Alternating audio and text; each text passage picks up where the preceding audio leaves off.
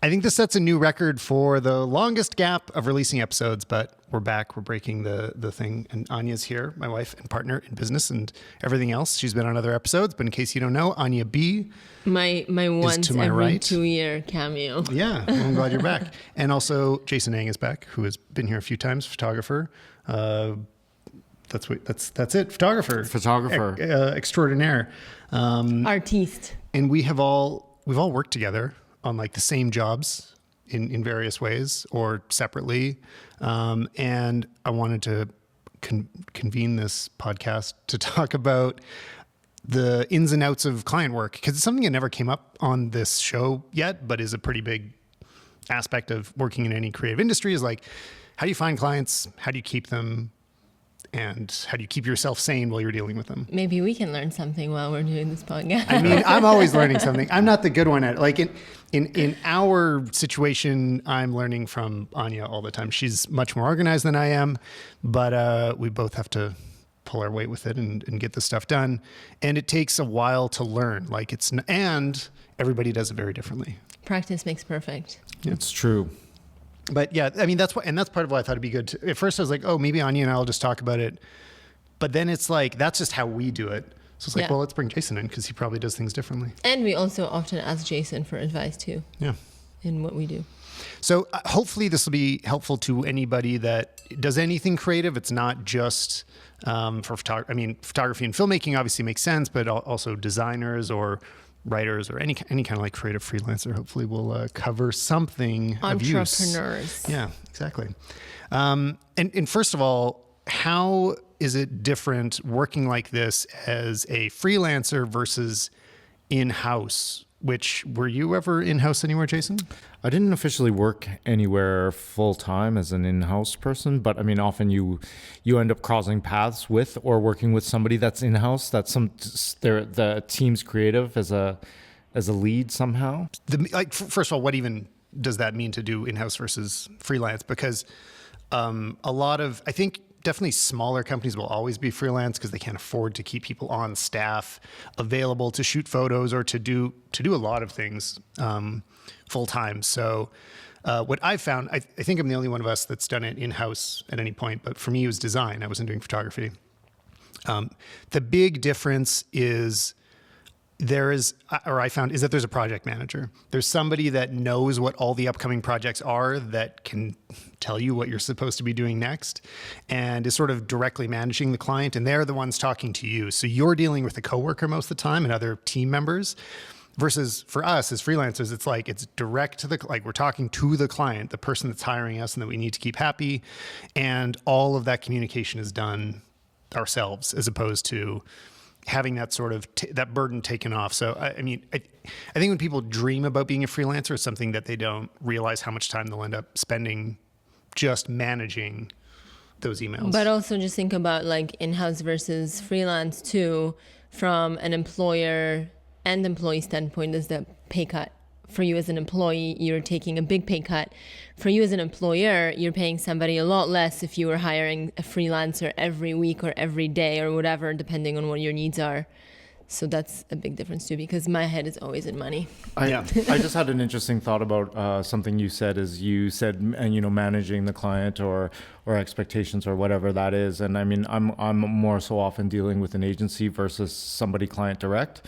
And so as a freelancer doesn't mean that you're always working just necessarily directly with clients as well, because obviously agencies as well will reach out to different freelancers to get projects done.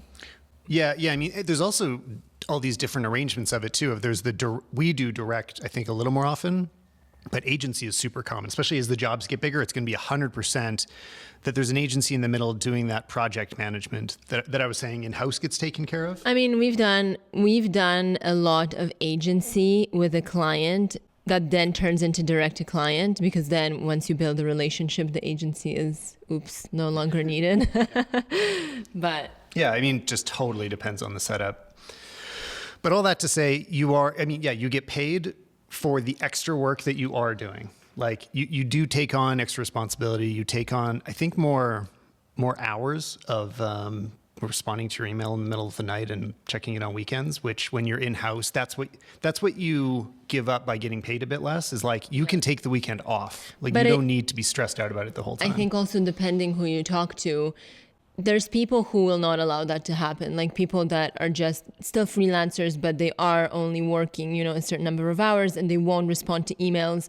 Like I'm obsessive, so I will be like that. I'll check my email in the middle of the night. But those people that will just be like, well, sorry, I was away for the weekend, or I was living my life, or I have kids or whatever. And it seems to be very relevant with people that have families. I mean, they don't just have the option to 7:15 when you're feeding three kids to sit down and answer a call or an managing email. expectations. Yeah, I should acknowledge that there's a thing called work-life balance that we probably treat differently than people with kids because we don't have kids. But if you do, obviously it's harder to say like, oh, just don't worry about work-life balance. But I also we don't think that much. But for me and for us, for me specifically, I've been trying to move towards that direction as well. Just for like mental health and time to spend with family or do other projects or work on personal things is like you have to allocate a certain amount of hours for work and then still have time to deal with other things. it's true. We do need to, and hopefully we'll get better at it. But at the same time, it's like I think it depends what your goals are, and if your goals are to like really really thrive, there's always it is a trade-off. Like I think the work-life balance is deciding if you work less, if you focus less on your business, it won't be as big as if you focused on it all the time. Oh, for sure. You are making an exchange. So I think when there isn't a balance where it's like you're getting maximum commercial success or business success or creative success and maximum personal time and the home balance. So but you also get better at it. You're choosing how much you want to trade them off. But you get better at it with time too. Hopefully, maybe you do. I mean, Yeah. like before, it's like practice makes perfect, right? You get better at certain things. You get better at invoicing or find more efficient ways to do it or whatever. Like Jay is probably more efficient at a lot of these things than we are because I, for example, choose to do everything in a very analog way. All right, we'll get to those details. But I've got a list of like, here's all the things. And to give anybody a preview of what we're going to talk about, like some of the stuff coming up, it's like finding clients, pre-production, agreements, contracts, emails, managing them, meetings, delivering proofs and finals, and invoicing. That's my goal for this conversation. This episode is brought to you by Flipboard. Can help you organize news and ideas and inspiration about whatever topics you are interested in. Think of it as a simple magazine that is customizing content exactly to what you want to know more about. And it creates this very visual experience to go through all of the things that are relevant to you in the same kind of experience as a magazine. So big pictures, clear titles, easy to read, easy to follow without having information overload. So a great way to use it, for example, is if you're a photographer, they have a whole photography channel that is not only getting information from people you can follow, like me. I mean, you should head over there and follow me on Flipboard as well. But also they have curators that are putting in some of the best information that you want to learn to get better at photography, and also inspiration to make you feel more excited about the photos that you can shoot.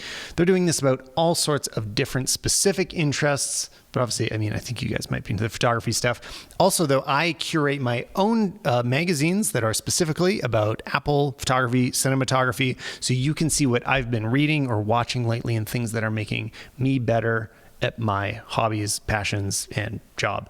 So thanks again to Flipboard for sponsoring this episode. I think you should check them out. Head over to flipboard.com/Stallman, and then you can follow me there. Or just head over to the App Store and download Flipboard today.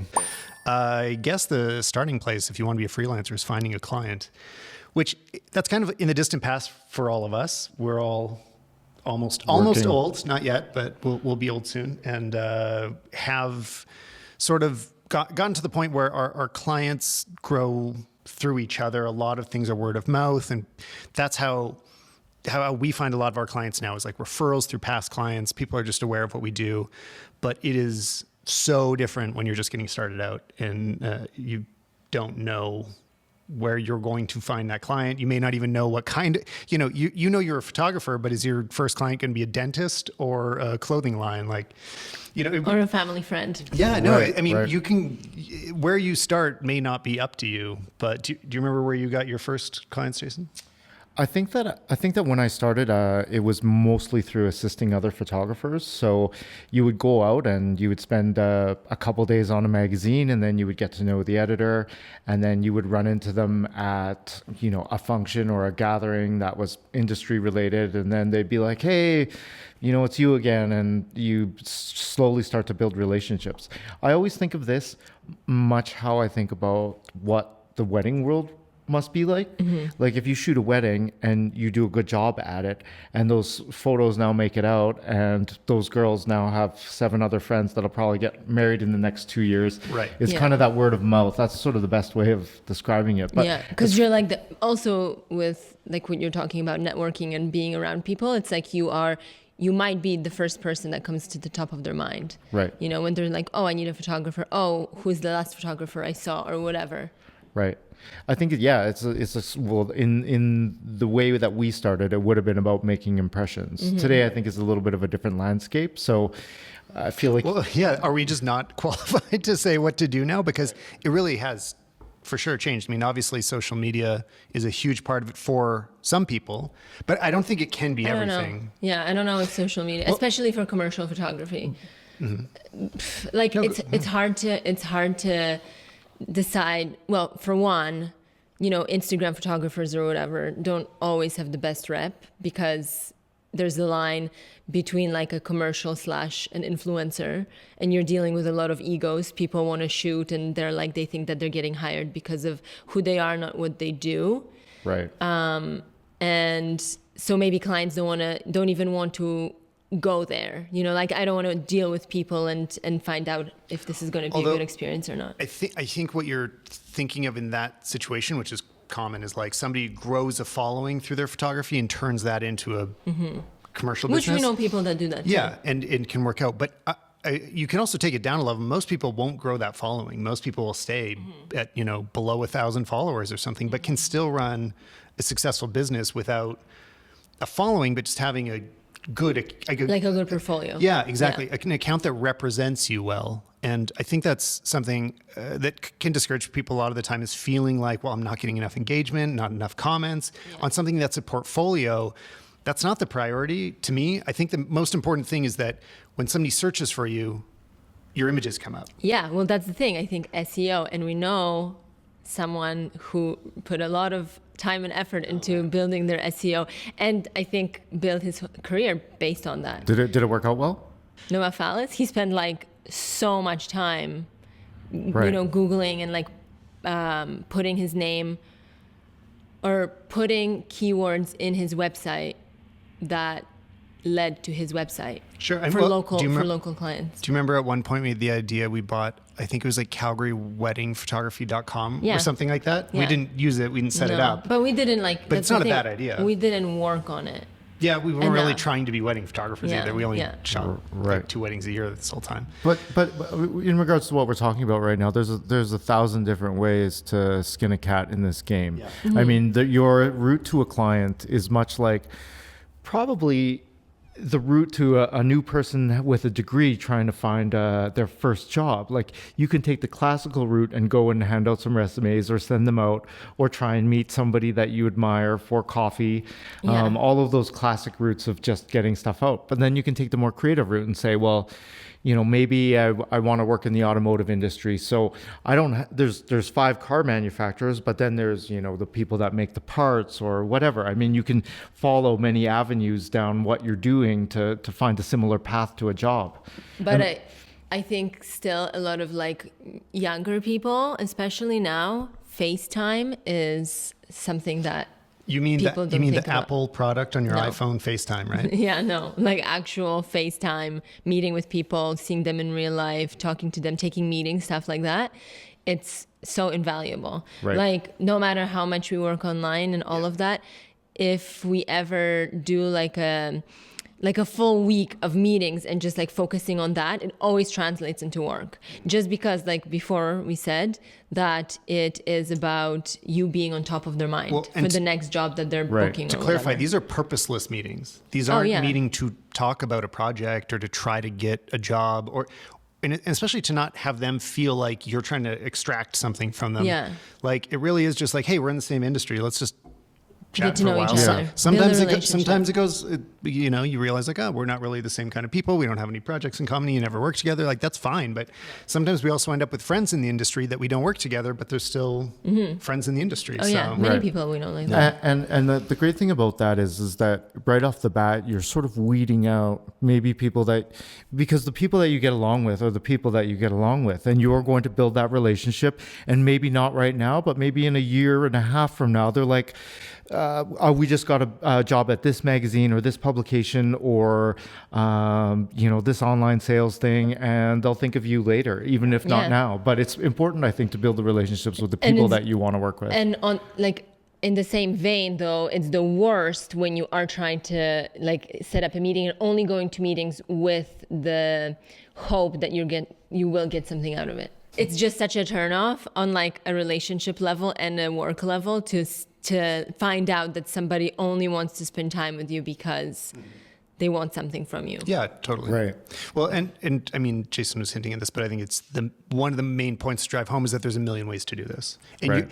I hear people give advice when they're like, you have to do this. You have to be making cold phone calls, or you have to send 100 emails a day, or you have to work on the SEO of your website, or there's no have to. You can not have a website and still make it work. You can not call anybody and it's still like, there's different solutions for everybody. The number one thing is you need friends in the industry. Now, how you get those friends, whether they're real friends or Instagram friends or somebody that you know face to face or your mom's brother's cousin, you need friends, and you need somebody that's going to talk to you and be like, hey, can you do this? Or do you like doing this? You need to find an avenue and explore it explore it to the maximum. So if you're nowhere near the industry right now, it's just like start getting involved in it. If there's events you can go to, if you can start assisting, if you can just find excuses to hang out with other people that work in the same place as you. Stepping a tiny bit back to what you were saying before about the difference between freelance and in-house, I often find that you make these friends and people start out at jobs and they're in-house and maybe they don't have the most responsibility at first. Like when I think about the difference between those two, I think of an in-house person that's maybe a photographer that won't get any sort of creative strong arm in the relationship with their company. They're there to shoot something that's already been predetermined.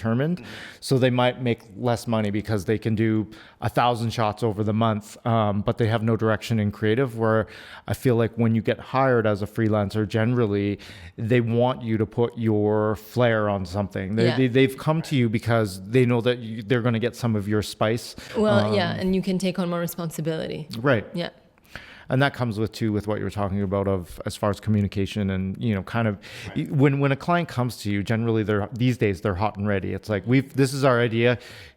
Can you do it right now or next week? Let's say that a client's come to you, you found a client, and now you got to start planning the shoot. You're going to do some pre-production. You're going to start organizing what this is going to be. How do you approach that correctly? Like, obviously it can come in different ways. Sometimes there's a whole proposal that like, this is the shot list. These are sketches of what we want. Here's some stock photos of references. And like, sometimes the client is really organized and they know what they want and they're asking you to create it. And sometimes it's just a vague, like, we need photos for our product launch. Right. And those are the times when you often are hyperextending all of your joints on set because nobody really knew, and it sort of evolves as it goes. And then at the end of the job, they're like, oh, but we were really hoping for A, B, and C, and we didn't really tell you in the beginning, but that's what we wanted, but you didn't do it. Let's start with that scenario. They come to you with virtually nothing. And in that case, the thing is you kind of become the agency. Like, in the way these things sort of should work is there should be a creative director or art director at the top of that is making these decisions first. That's ideal, but it's also just not the reality of how the world ends up working a lot of the time. A lot of the time it's the designer from a company. I mean, this is especially working with smaller businesses. The designer or CEO is just coming to you. They know they need something in a photo or video format, and can you make this for us? But I don't know what it should be. So you end up walking them through that. How much of that burden is it fair to take on? Well, I think as a freelancer, you take it all on. The thing that we're missing here is like the accounts management side. I mean, I feel like when you as a freelancer start taking on creative roles, you become the account manager, which is like, okay, well, let's come up with a mood board. And so now you're taking on creative, and then you're now being the liaison between describing that to the person and holding them accountable, like, saying, hey, this is what we're going to do. And they'll think that they need 100 shots, and you could be, no, we can tell this story in 12 or and 13. also, like, how much do you want to be proud of it as well? Like, hopefully you're not taking on jobs that you don't give a shit about, and you want to create something. To me, it's like, if you're taking jobs you don't care about, then you're wasting your time. You're wasting their time. Take on things that you're passionate about, that you think that you're going to make it look better, or that you're going to have success with it, that it's going to be a repeat client, all of that. Because the more you care about it, obviously the more responsibility you're going to take on, the more time you're going to put into it, which is like, maybe that's not the expectation, but I mean, to me and to you guys too, I know how, I think even some of how you think of it, though, it's not even necessarily that you're passionate about it. I think it's more so that you know that you can do it well.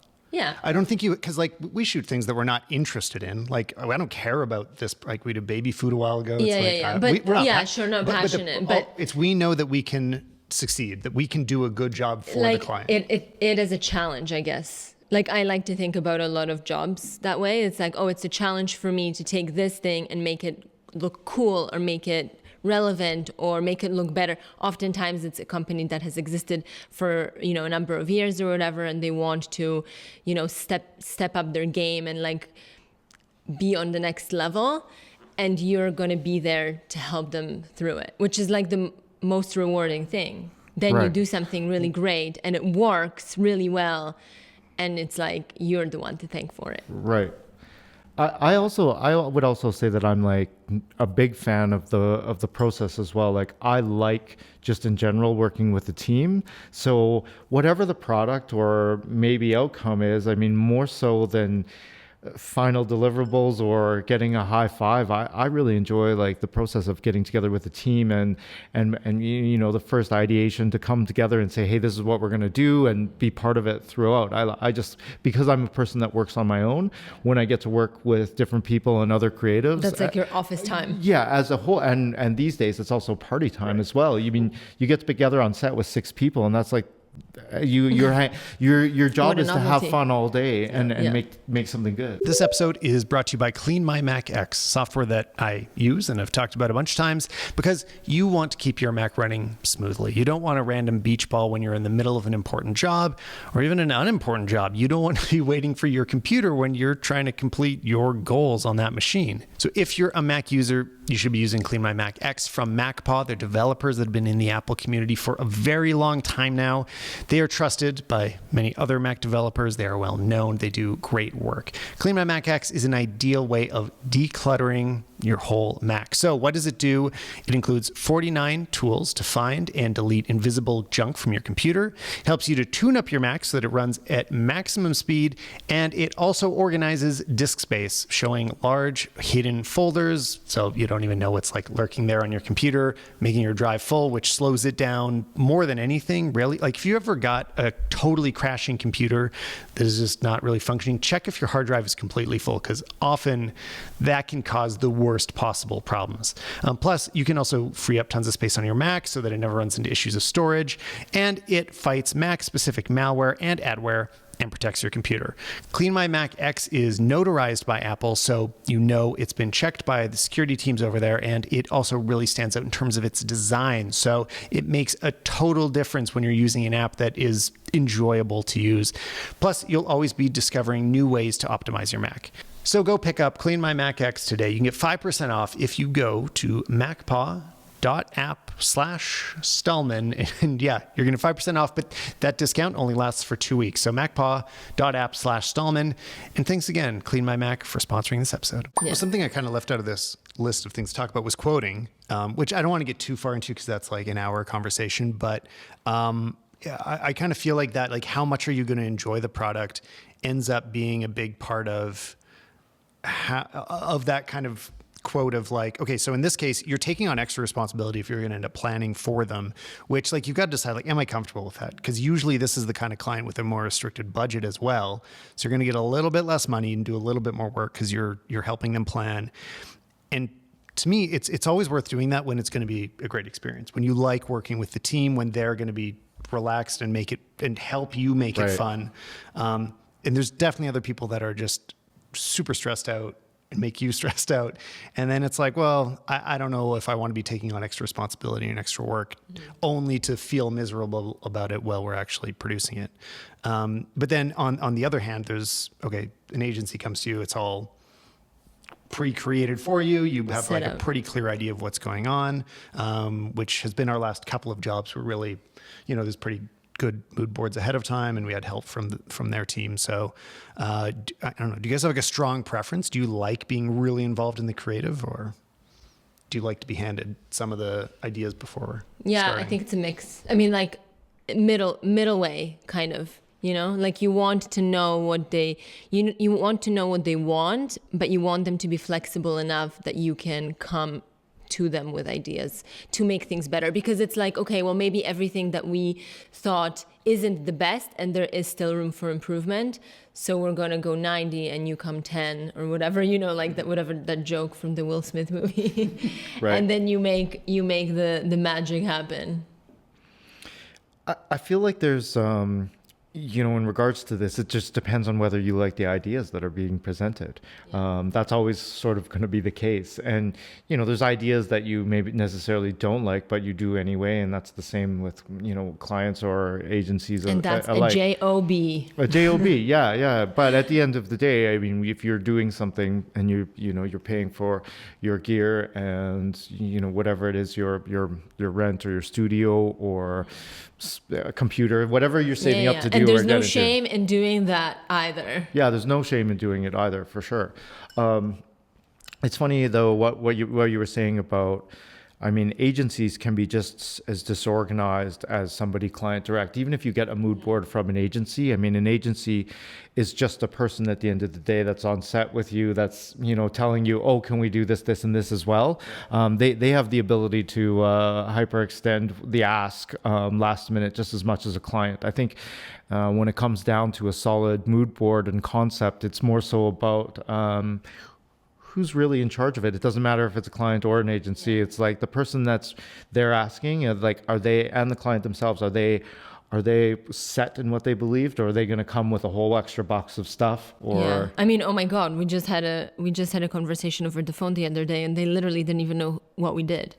They're like, oh yeah, we were told that we should call you to do this or this, but they're like just based on the conversation, there was no understanding of whether or not he knew what we did exactly and / what we were going to be even doing for them. So it was such a disconnected conversation to begin with. Right. We ended up leaving that thing with just being like, okay, well, this isn't going to happen because there's absolutely there's nothing here. Yeah. Well, I think a ton of these, the challenges of getting started with this is that there are so many paths that it can take, and there's so many right ways for a shoot to be done. It's not that like half of these are wrong and half are right. It's like, even for us, it's different every single time. Yeah, and we learn every time. And in different cities, it works differently. Different countries, I'm sure it's completely different. So, one thing to touch on quickly let's just have like a really quick like quoting thing, especially for beginners. Do you guys have any general advice for people getting started on how to approach setting their rates when you don't have a rate, like you haven't billed anybody before? So what do you do the first time? You contact other creatives. I think it's so much more valuable to just ask as many people. I know it's such an uncomfortable conversation to have with people about money or whatever, which is important to also have a group that you feel comfortable with, who you can ask these questions. And a lot of people are also very protective of that stuff, but people have to understand that it's like me asking you how much you charge for your work isn't that I'm going to go to the client and undercut them or whatever, because that doesn't serve me. It's about knowing what to ask the client so that nobody else going forward is going to get taken advantage of or cheated from what they could be getting paid. Right. There's something to be said about the honesty. Even if that person is quoting on the same thing that you're quoting on, you have no shame in asking what those numbers are. And you should never feel, I mean, these days I feel like you can never feel any discomfort in somebody asking you numbers, because if they're going to go in low, then you don't want this other person to get a job just because they're less money than you are. And at the end, if you come in, at the same price, or they come in higher, or they think you're cheap, at least you can come to some sort of a agreement, and then it becomes about the work and not the price. Yeah. But when you're starting out, with what Tyler said, it's like, you're going to ask one of us, and we're going to have a for, whatever that day rate is, whether it be $4,000 or $6,000 or $7,000. And as a new person that's maybe been on set a couple times, and maybe you've done some assisting for $200 or $300, how do you set that rate? I always say that the most expensive non-person, like a digital tech in a pro environment here, would be a $600 or $700. Sorry, a digital tech is a non-person? Like as a non-creative, like somebody that's just hired to do an assisting job or manage computer stuff. Sorry, non-person is the wrong term. It's a little reductionist there. But anybody other than the photographer is a non-person? As a non-creative that's on set to help. So as a rule of thumb, I try and tell new people that start out to try and at least get between 1,000 and 1,400, knowing that they're saying, hey, I don't have 20 years experience. I don't have all of this gear. I don't have a bunch of people to help me. I don't have a studio. So if they're coming in at half, there has to be a reason for it. Yeah. But I mean, it's also, let's talk about what was our starting rate when we started shooting. I don't remember really. I think it was about $1,500 a day. Yeah, what I've said, I think I've said this on YouTube, but that generally, depending exactly where you are, but that like anything less than about $1,000 a day, which I think translates to most countries as well, is getting a little too low. That maybe it's like either that should be a free job that you're doing for experience, or it should be more than $1,000. Actually, this is the way that I always thought about setting rates too, is that imagine this is your a good time sort of time reference would be a month. So if this was the only job that you did in 1 month, what is the most comfortable amount of money that would be for you to like pay all your bills and stuff like that? So as long as you can pay all your bills in 1 month, this is your day rate. Yeah. And when you're completely new, I don't think it's horrible to take on some free work, as long as you know it's the kind of thing that they just don't have a budget for it. But companies usually do have a budget. So like more so working with friends, just taking on like fun projects. Like there are situations where doing stuff for free is the right thing to do, or maybe even a better solution is keep assisting. You can get paid to be a second shooter, like weddings is a great example. You could shoot dozens of weddings where you're getting, hundreds of dollars. You're not the primary person. You're not the most responsible for it. You are serving as backup, but you get really good experience and you are still holding a camera in your hand. But it's also really important to remember that this is, you can't really take specific advice from the internet on this, because it's so location dependent. Mm-hmm. Like the rate's going to be completely different in Canada versus the States versus Europe. Like everywhere will have so that's why there's really no point in us giving specific rates or listening to what you see on the internet. It's got to be people that are in your city, mm-hmm. or competing for the same clients that you are. Yeah. For sure. I mean, like I always ask people about money. I know I just kind of stopped thinking about, don't be uncomfortable about it, or don't worry about making people don't worry about people thinking that it's awkward, because at the end of the day, you're just trying to find information so that everybody wins at the end of the day. Yeah. So as you get started on a project, what do you need to think about in terms of agreements, deliverables, and actual contracts? I think a big part of this is the communication step of making sure that the client and you know what's going to happen. Yeah.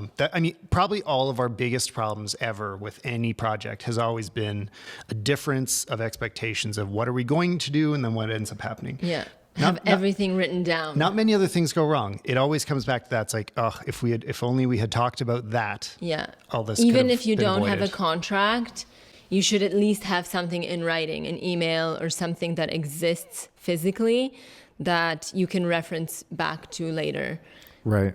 I think that this is good in line items with what we're speaking of right now. So if you're, for example, expected to take 12 shots, let's say in a day, and you end up taking, a couple thousand to get that 12, let's say, and you deliver the 12, but then the client's like, well, I want this, this, and this, and this, and this as well, as making it as clear as possible that how you got to that 12. So if they want another 12, you're charging for processing, retouching, and, just essentially prepping it to go out into the world, so that there's a breakdown of how that happens. So if you end up in a scenario where you need to edit another video for another full day, that's like, this is what it costs for us to get to that first one, and this is a breakdown of what the next one will cost. Yeah, and I think some beginners will get too caught up in the contract idea. Like they'll think they need something in legalese that's long and everybody signs. And like you're saying, I mean, I think the most important thing, even for us now, the most important thing is having it captured in emails. Yeah. It's that there is some paper trail of here is what we all agree on, here's what we decided, because it's not that you're going to be suing each other afterwards. Like the legal stuff doesn't really matter. Usually it's just about going back and having a something you can point to, so you both say like, yes, this is what we said. Yeah. That's so much more important than having a signature, really. Yeah, because the contract, I mean, at the end of the day, you are building goodwill with that client, so you'll know whether or not you're going to get another job or whatever. But the non-spoken sort of non-verbal things like confidentiality and all of that stuff, you should be going into a job knowing that those things are there, no matter whether or not you have a contract. Right. I think business school really helps with things like that, or business courses. Just take a bunch of business courses, know how businesses work, know what to expect of those things. Like that's so helpful with quoting and expectations and all that stuff. There's really great software now, which helps out a lot too. I mean, with what I was just saying, you can add your day rate, and then I like to put in some things that are hourly. So, for example, if I've charged $500 for an edit, it's broken down by hour, and so then if they come back, you've got another hour to tack on if you feel that way. What software? I mean, I just use FreshBooks. I mean, I pay for it, and it's not ideal to a lot of people because it costs $20 a month. But I like that it's cloud. It backs everything up, and I like how it like tracks what has been paid and how it was paid, right. So they can pay by credit card, right. And know when it's completed, and right. Yeah.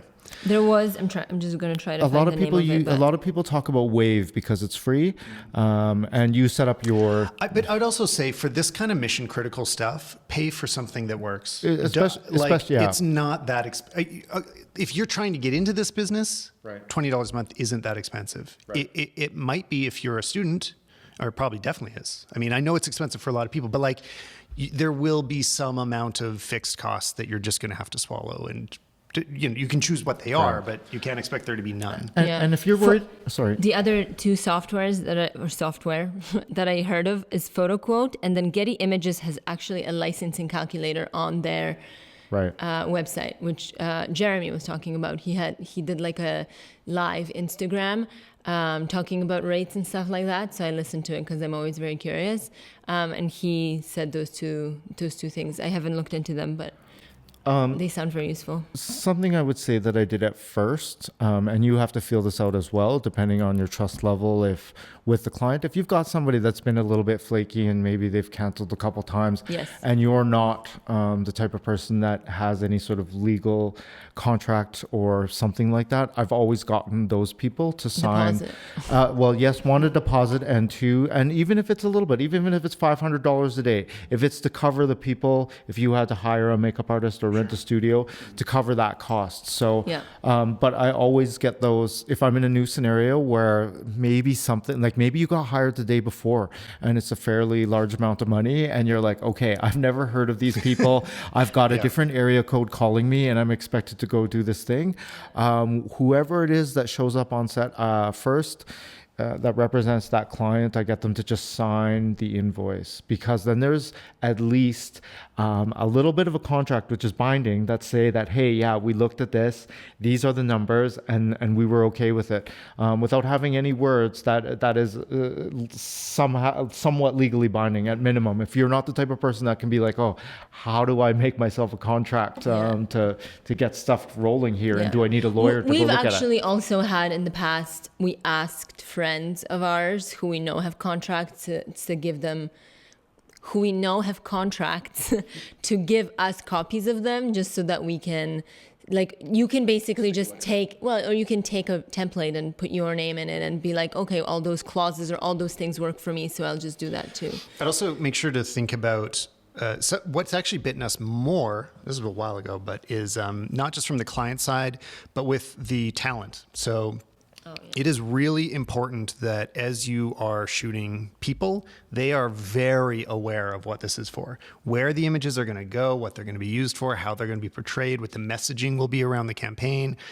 So for us, a lot of the volume of people we've shot in the past is stock photography, which means it can be used for anything. And in those conversations, before we do the shoot, first of all, they always have to have a model release for stock. It's a good idea for anything. But if it's not clear that like this is going to be an open license on the internet, it could end up kind of anywhere. Nothing sensitive is allowed, but you may see your face somewhere. You've got to be so explicit about that. Because in an article about herpes. Well, or no, that's not allowed. sensitive. That's the sensitive stuff. So in an article about... well, there was a couple that we shot, and I think there was an article about like marital problems or something like that. But they're a happy couple, right? Yeah. So they needed to know. Yeah, and it was in like that. Cosmo or something, So it's just like, no matter what, make sure that they know what it's going to be and that they're being compensated in relation to what the project is. Like if everybody else is working for free, maybe, it's okay to ask for it to be a favor, but if you're getting paid and everybody else around there is getting paid, they should be getting paid. Yes. Yeah. Even if it's a nominal rate. Yeah, even if it's not a lot, they should get. Like there has to be an something. exchange, I think, and I think it's a legal thing. Yeah. There has to be some kind of an exchange. Yeah, morally too. I mean, if you end up being the person that asks a bazillion favors, and then when you really need somebody, they're not going to be there. You're better off to give somebody a little bit to say, hey, I'm trying, and this is what I got right now, and I want to help you out too. So yeah, and at the start, that might have to come out of your rate. Yeah, and that's just how it is. I mean. On that note, I mean, I have friends that do, some fairly high-end editorial in Europe and stuff. And when you do a magazine, almost 150% of your budget goes towards that creative that you do. If you're given $3,000, you spend $4,500 on renting a space, getting the clothes, paying the makeup artist, because that exposure is so much more valuable in different markets than it is here. But that's like, for ID magazine or like something that's very, the reputation of it precedes. Right. Yeah. And because you will get a page 3 or whatever, and someone will probably call you from, a higher end side of things. So. Well, that's like models not getting paid to be on the pages of Vogue, because that alone is worth and so photographers, much. I believe. Yeah. Everybody's doing the covers for free. Yeah. Which is really weird, but. Or spending more on wouldn't you? I mean, I don't know. Vogue, tell me what your budget is. So you've got a client, you've got an agreement about what you're going to do. Now you've got to kind of manage it. So let's spend a second talking about like email, phone calls, meetings. I don't really know where to start with this, but it's a big part of it. I guess maybe I just want to prepare anybody that hasn't started off their freelance career to know that you're going to spend a lot of time reading emails, writing emails. And, emails is such a big part of sitting in our Zoom job. calls. Yeah. Like first thing you do in the morning is just respond to emails, and that can take you into the afternoon. That can be just like an entire day can just be spent. Yeah, especially if there's any sort of reference involved. I mean, you don't want to just drop and drag some stuff, unless it's one thing. But if you've been asked to put together some colors and some images, you're going to spend a minute and lay it out and be like, hey, this is my vision, and this is what we'd like to see happen. Yeah. And so then this leads directly back to like contract versus creative. I mean, they're kind of one and the same in a way, because you need to have the creative before you get the shot list, really, and that will dictate the price at the end. And so it's sort of this homogenous thing that all has, and they're all three are going to adjust based on one another. Oh, totally. I mean, you can there's been times where we got, a loose creative or whatever, then turns into so much more. And it turns out that the time you spend producing the shoot is actually like 3 times as long as you thought or what that was going to take or whatever, right?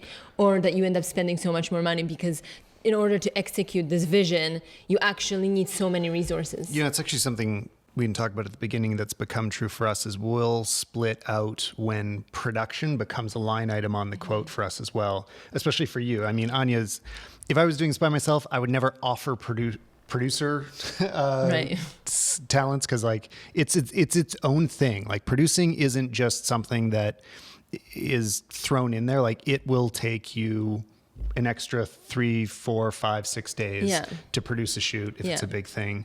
And now we've started to break that out. It's basically if you guys, the client, don't have a producer to manage or the location and models and props and styling and all this stuff, we can offer that, and you're going to get billed for it as well. And I mean, a lot of it comes down to time.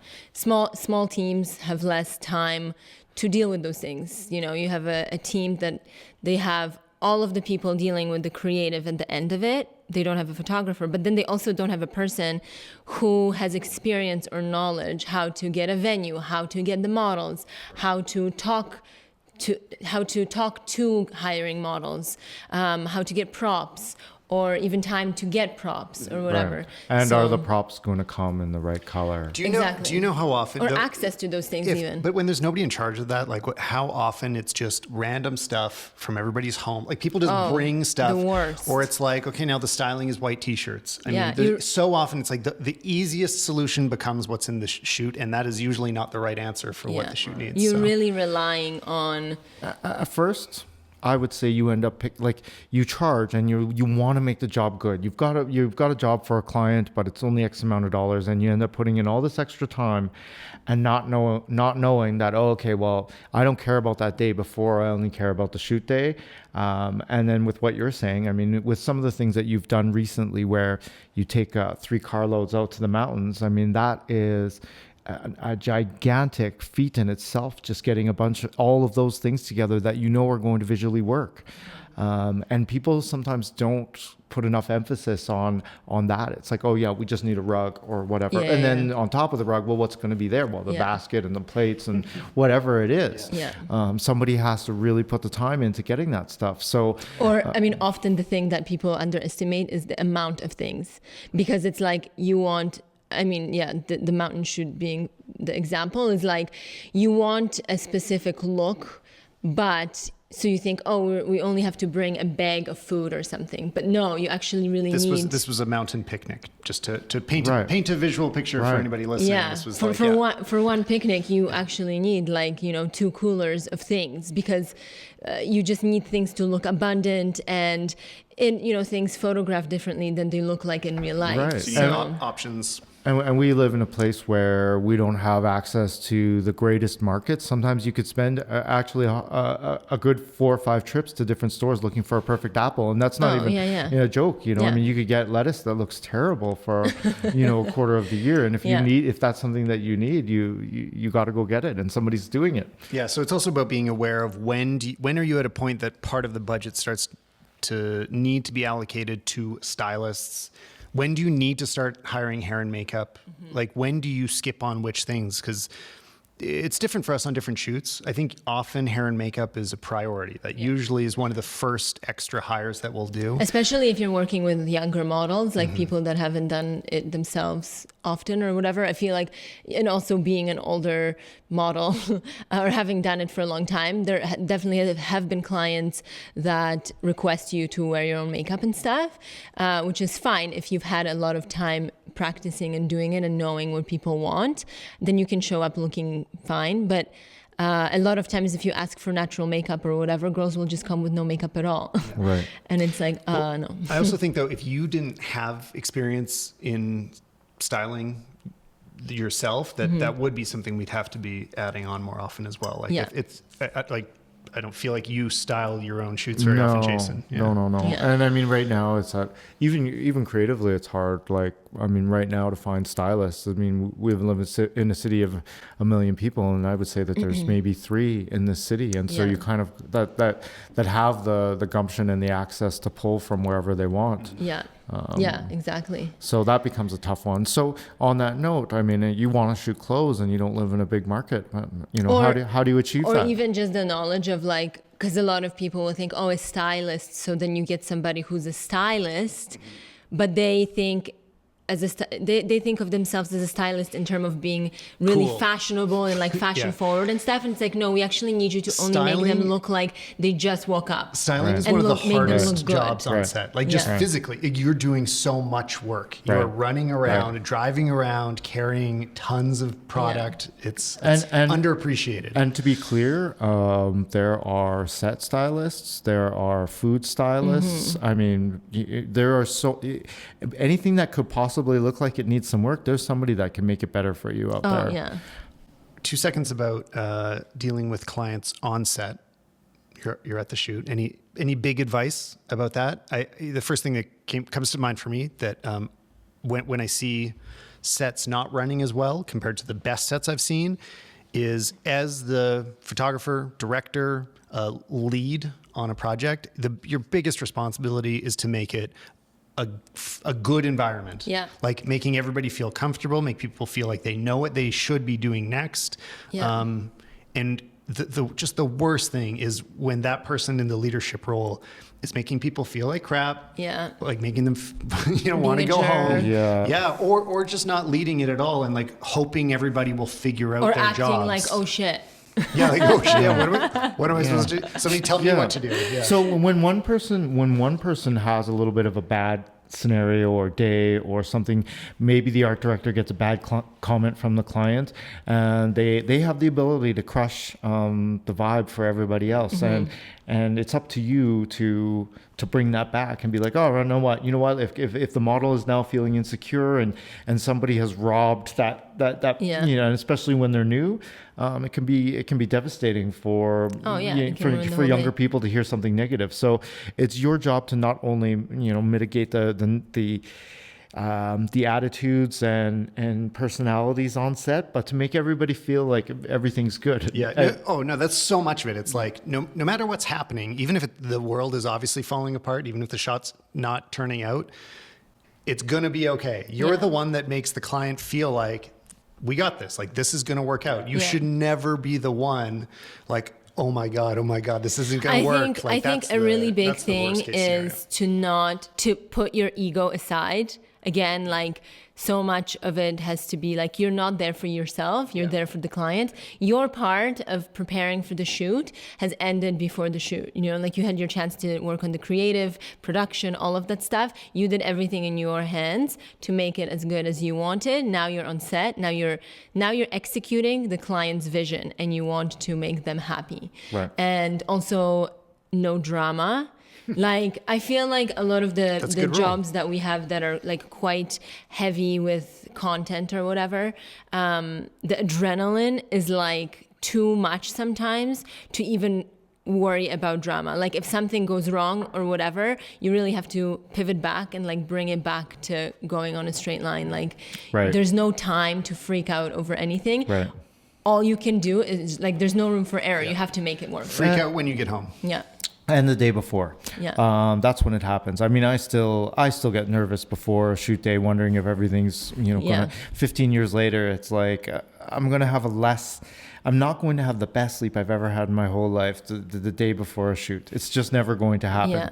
and that's okay. I mean, you learn to operate under those conditions. It's how you take the punches Under pressure. And the next day, with what you just said, it's like the best possible outcome is to have fun, and at the end of the day, everybody leaves thinking, wow, you know what, no matter what happened today, we got it, and it's good, and I felt like I did my job, try and include everybody.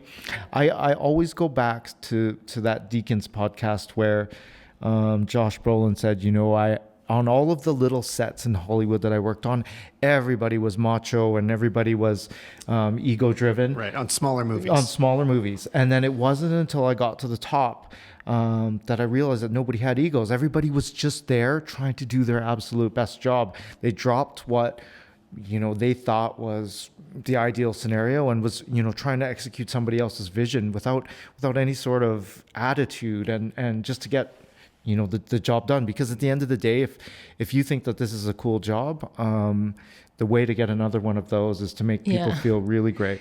And also at the end of the day, it is a collaborative thing. Like you may be the photographer and you might be responsible for the final product or whatever, but it didn't all come together just because of you. There's a lot of people involved in it that, are all taking credit for what it looks like Sharing and what it's going to be. Yeah, sharing credit. So the shot is done. You're finished with the shoot. Now you've got to deliver it to the client. How do you do a good job of that? This is actually the most time-consuming part. Yeah, right. I mean, And this skips people over don't edit. realize. Yeah, this skips over editing. Like, we're not going to talk about actual post-processing today, but like, hours-wise, I don't think the clients ever understand that. What's our what's your ratio of time spent shooting to editing typically? I would say it's at least 2 or 3 to 1. Yeah. I mean, you it. think that you're going to get stuff out right away, and still, even to this day, after doing it for this long, it's always more than I still think. Even somehow it exponentially grows. Because your expectations grow, I think. Yeah. Your taste level. The quality. I mean, we look back at some of our older photos that we thought we were doing at a really high level, and we're like, why didn't we Photoshop those flyaway hairs out, or just like weird little issues that could have been fixed, and we just didn't consider priorities back then. So now we spend that much more time.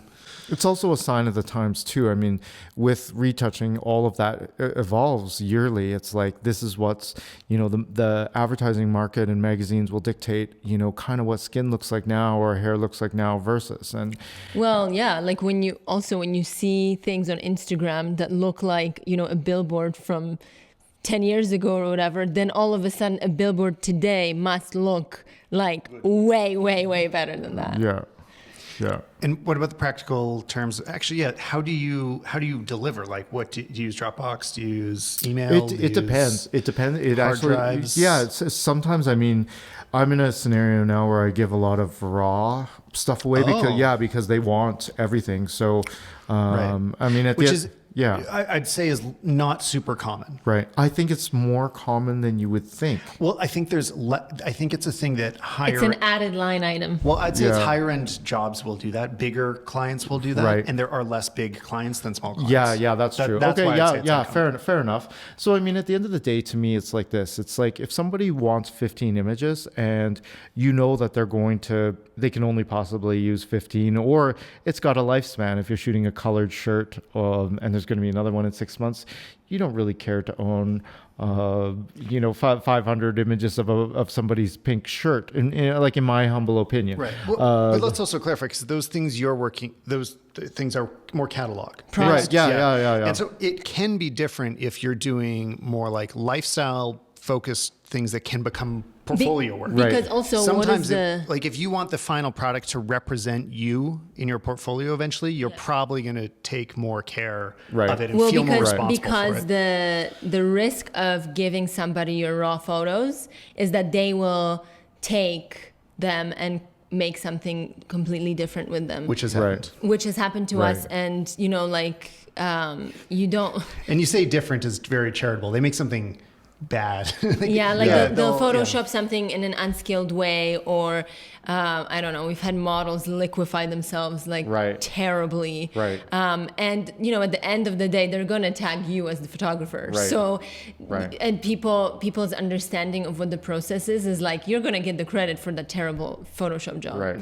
So you want to minimize, as much as it is a collaborative process. Right. The final edit does kind of belong in your hands for those kinds of jobs. It's not uncommon, like it happens. I just think people should be aware that you should be able to trust the client before that happens. That doesn't happen with if they don't have a team that is comfortable in Photoshop, Right. don't give them your raw files. Yeah. Like, So actually, you and also just to establish if they're able clarify, to deal with just it. to clarify that it's not about not letting the client have what they want, because then if the client doesn't want, or if the client doesn't like something that you edited or whatever, they can come back to you and just say, I want this to look different and this is what I want, and you make that happen.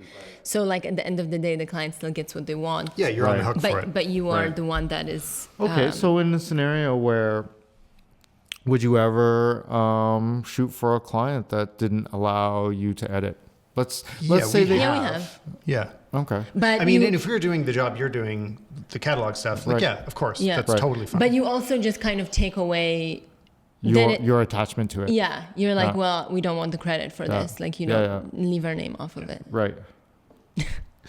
It'll, Just in case. your name will still make it there, but whatever. Yeah, yeah. Well, yeah, we only want to be attached to it if it means more work or, you know, like in a good way. There's also, let's keep in mind that, so this is how we do it. There's a big world out there where people are hiring retouchers. That's very, very common, especially at the higher level. You're expected to not retouch your own work.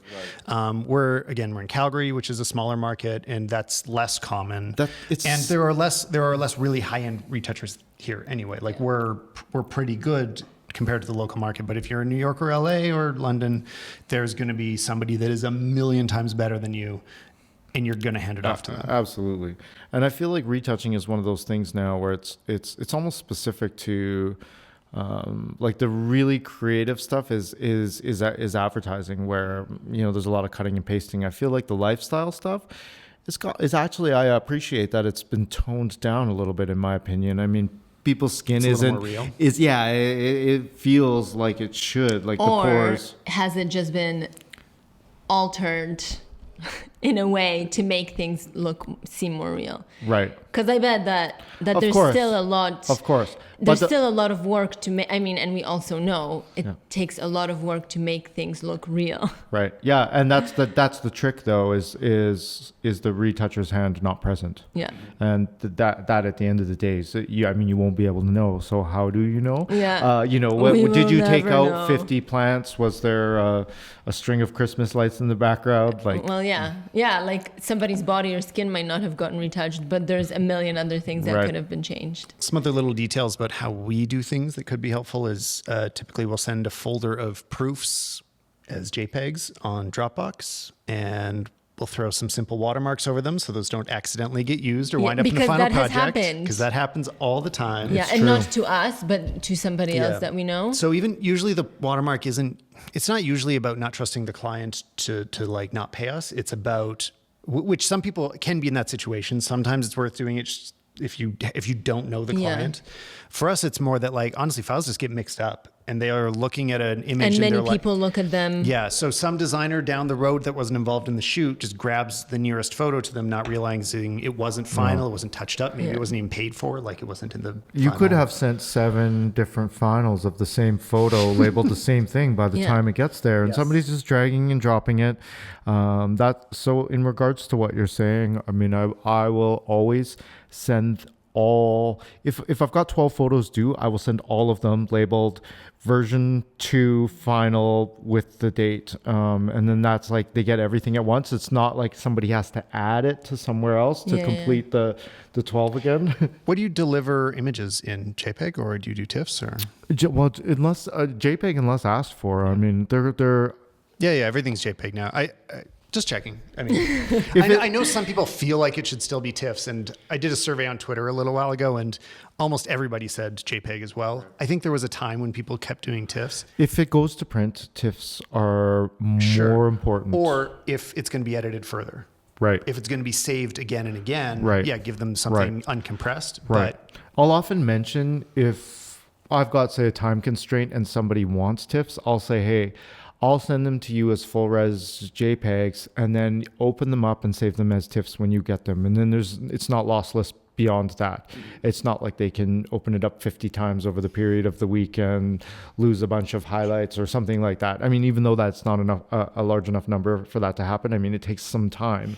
So, but yeah, I mean, you can just be clear that, hey, if you want TIFFs and you need these in 15 minutes, I can't upload 50 gigs that way. And once again, it's the size of the ask depends on the medium in which you're transferring for me. And do you let them have rounds of changes? Like, do you set that in the initial conversation about like, oh, we'll give you this many edits? I generally or do you just just say hours. So I'll say it'll take me a day based on 2 images an hour or whatever I think it will be. And then that divides into this amount of time and set that price. And then I'll decide from there. If they ask for one little change or two, it's like no big deal. That would have been a good question earlier too. In your quote, how do you package what they're going to receive? Will they have a set number of images, or will they have, you know what I mean? Like, because typically for us, we would say like, okay, well, at this price, you're going to get 20 final photos. Yeah. Right. Or whatever. So that's why I was saying with and additionals will be this rate. Right. That's actually the important thing I shouldn't miss.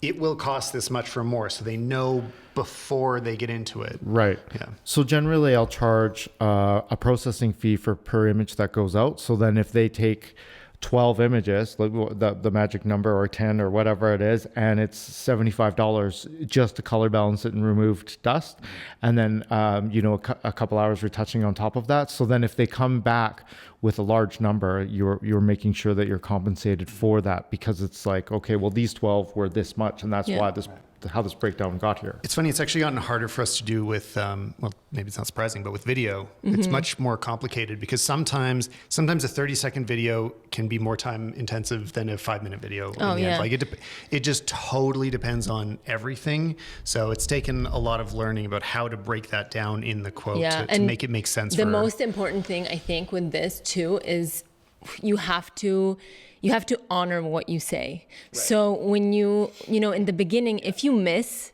telling somebody that it's actually going to be this much more for a specific edit or whatever, I don't think personally that you can later be like, actually, that's going to be like $2,000 more, because they've budgeted for it. And this is already like, you've committed to doing this, and this is what you got to do. Like this is your learning moment. And you pick and choose those battles. I mean, somebody comes to you, a client that you really like or really wanted to work with, and they're like, hey, we got $5,000, but we need these 3 things. And you're like, oh, generally I wouldn't do this. But if you really love it, and you dictate, then it's up to you to say, okay, well, I can do this or not.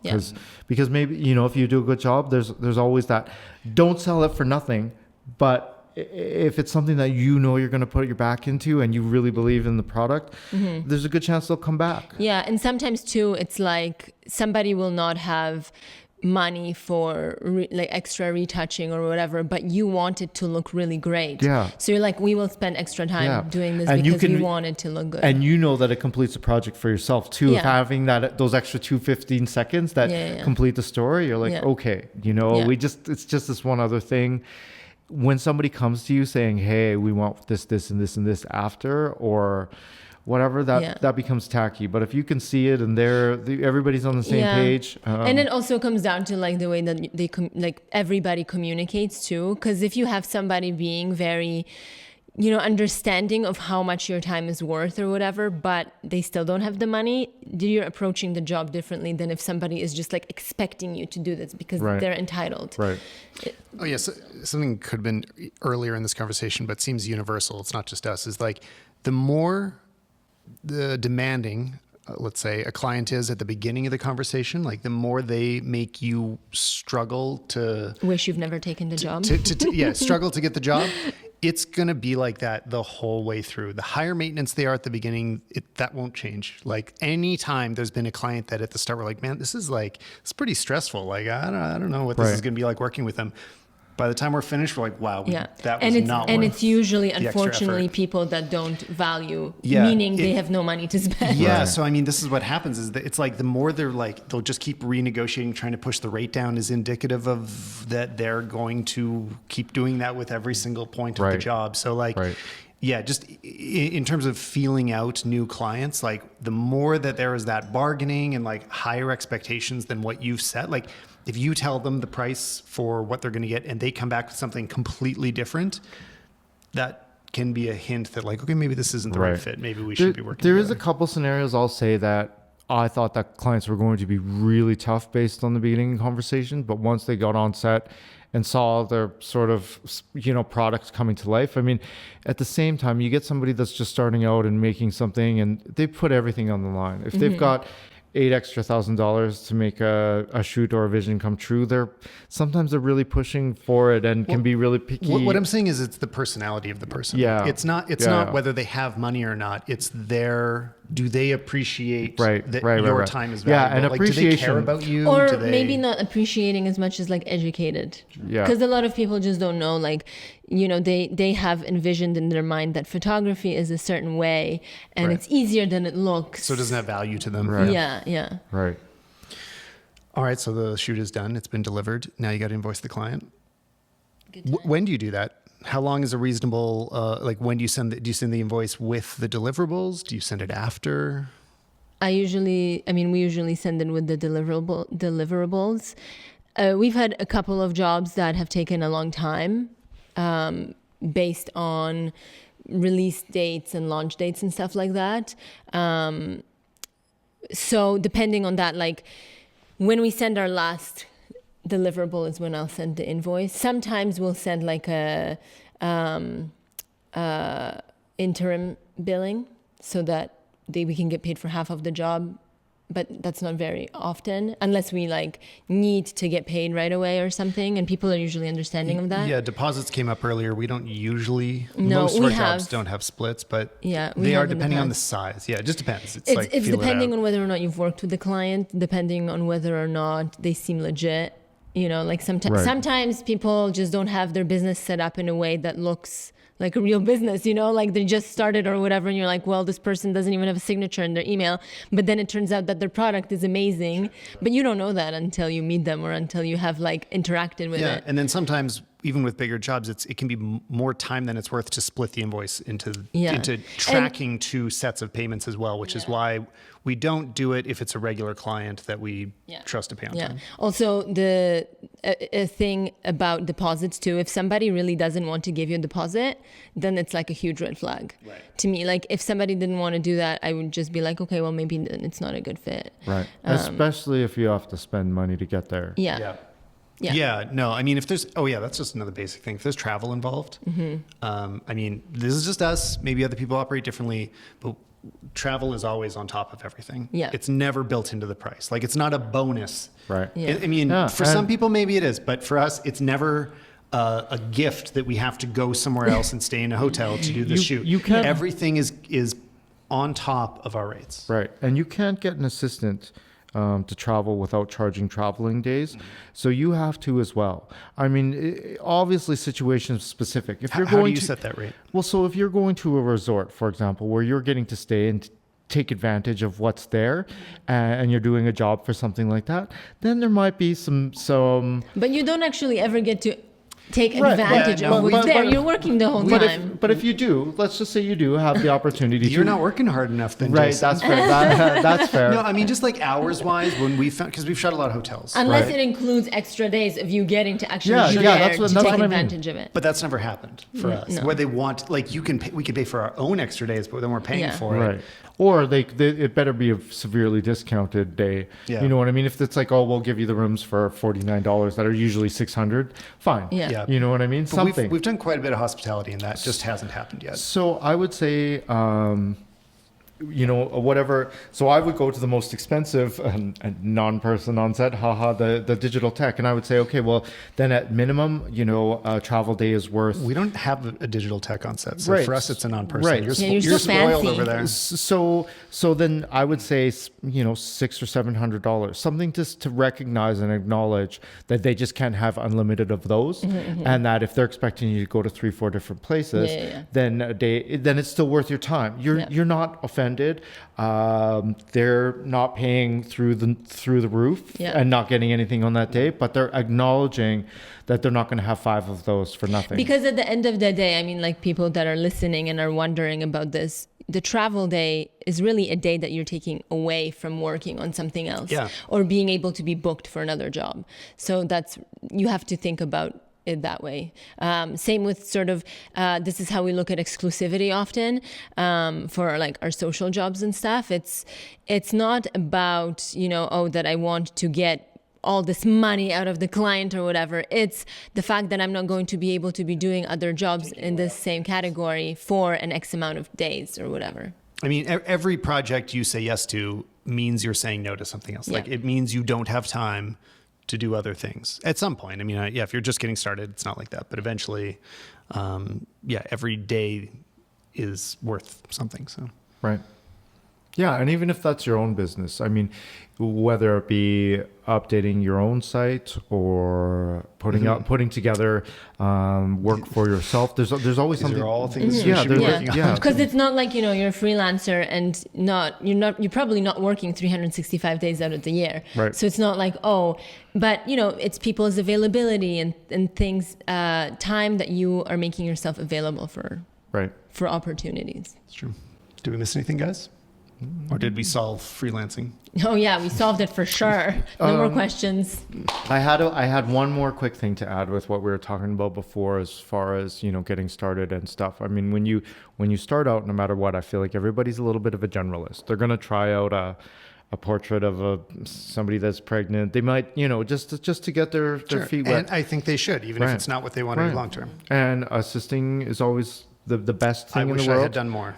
And then something that I've seen a lot of kids do these days is events. Whether it be your airline, a brewery, the city hall. Events is a great way to make a couple $100 an hour, 3-4 hours with a low pressure deliverable, and it gets you into the room with a lot of people that may hire you for something else. Yeah. And gets you the practice at some of the most important skills about photography, which aren't all technical. It's social skills. It's like talk to people, learn to, and make a business card. Yeah. Like actual physical business card, because you can tell somebody what your Instagram account is and they will leave the room and forget it. Yeah, because it's _ something. Yeah, unless they put it in their phone right away. But also you don't want to put people under, an awkward situation where like, okay, well, add me. And then you're watching over their shoulder. It's like if you're giving somebody a business card, then you're giving them the opportunity to discover you. They're going to take their phone out of their pocket the next morning or whatever, whenever it is they get dressed and be like, oh yeah, it's Mikey D from the event, know, and that goes a long way. That might sit on their desk for a month, maybe it's 2 seconds, but at the end of how much it costs, if you get one job, it's generally worth at least twice the amount of a set of cards that'll last you for 3 years. Mm-hmm. Oh, for sure. I'm still digging out cards that we've ordered. Finding them in old pockets. Yeah, It's true. Cool. Well, thanks, guys. I think there was a lot that we covered there, and I promise the next episode will come soon. And hopefully next time that I've got 3 people here, we'll have matching microphones. I'll try to remedy that so it looks better and sounds better. You'll try to talk to your accountant? Yeah, exactly. But that's it. Thanks. yeah, thanks.